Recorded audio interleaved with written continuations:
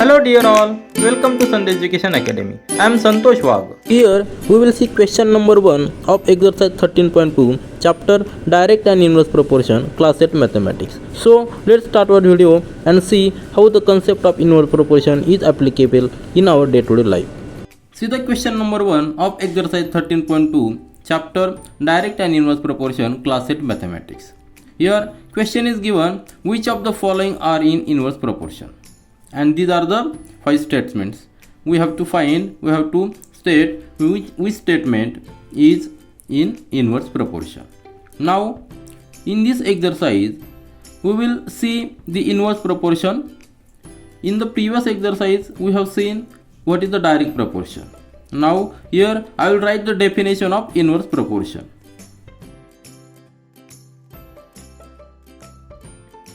Now see here the definition of inverse proportion. Two quantities x and y are said to be in inverse proportion if an increase in x causes a proportional decrease in y. See here proportional decrease in y, that is important, and vice versa, in such manner that the product of their corresponding values remains constant. Now see here, if x and y are two values and their values are x1, x2, y2, value x3, value of x at different stages, and corresponding values of y. I will write here corresponding values of y as y1, y2, y3, etc. If these are the values of x and corresponding values of y, then their product, see here, then their product must be same. That their product must be same. That is x1 y1 that is equal to x2 y2 that is equal to x3 y3, and that product is constant. If this is the condition, then we can say that x and y are inversely proportional. Simple meaning is that if x increases, y decreases, but in proportional. Now see the examples, very simple examples in our day-to-day life, that if we travel from our home to school, we take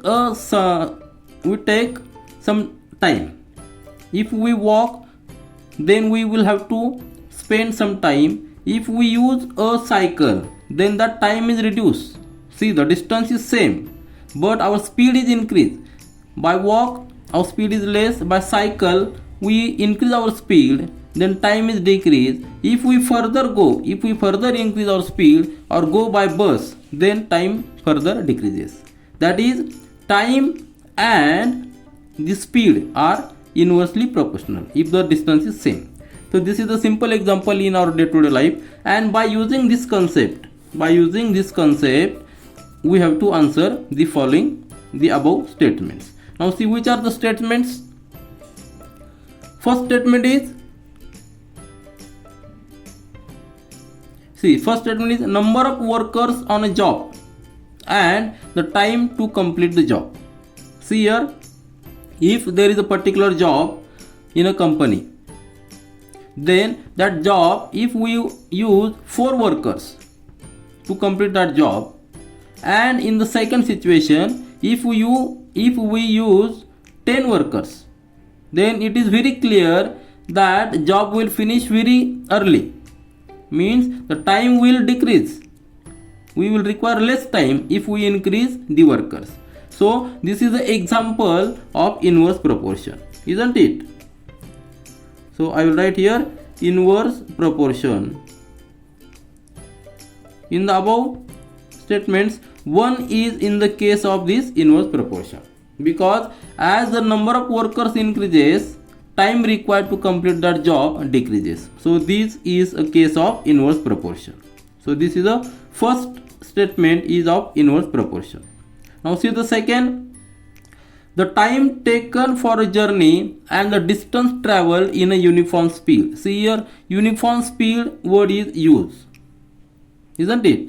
If this is the speed, if uniform speed means if speed is of 30 km per hour and that speed is same in this case, then if we increase the time, see here, if we increase the time, if we have a 1 hour time, then we will cover a distance of 30 kilometer, as speed is 30 kilometer. And if we increase the time, if we take 2 hours, then speed is same. So what will be the distance? So distance will be 60 kilometer, isn't it? Means as time increases, distance covered is also increased.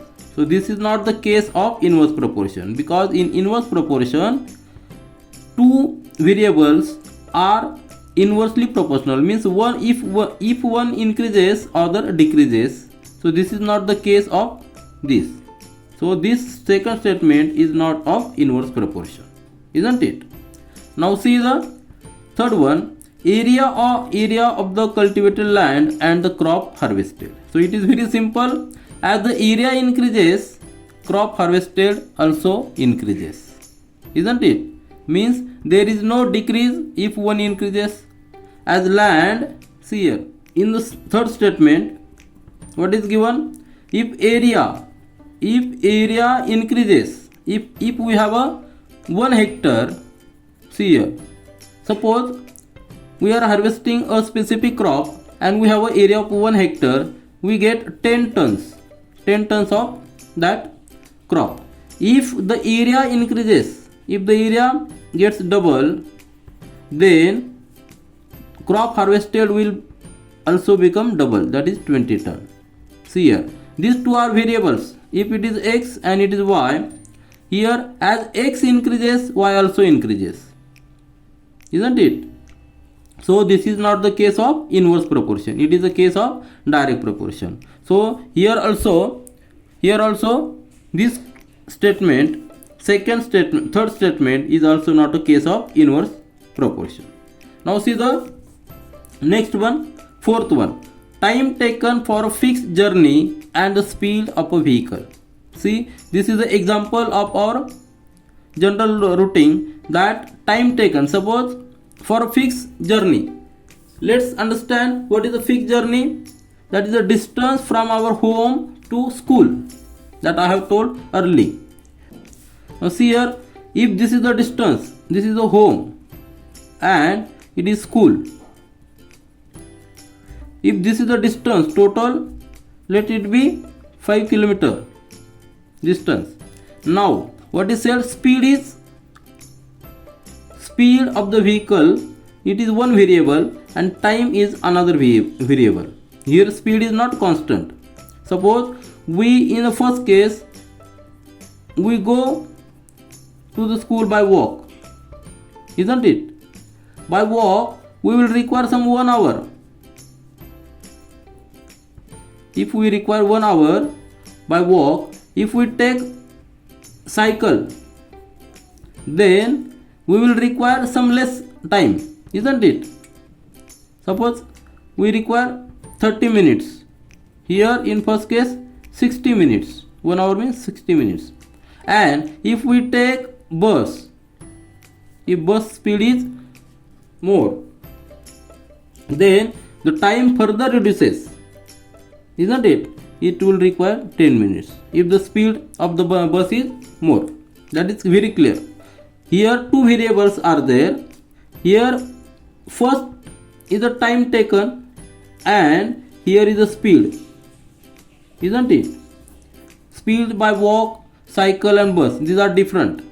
So here as speed increases, very clear, as speed increases, time decreases, isn't it? So this is the case of inverse proportion, because distance is same.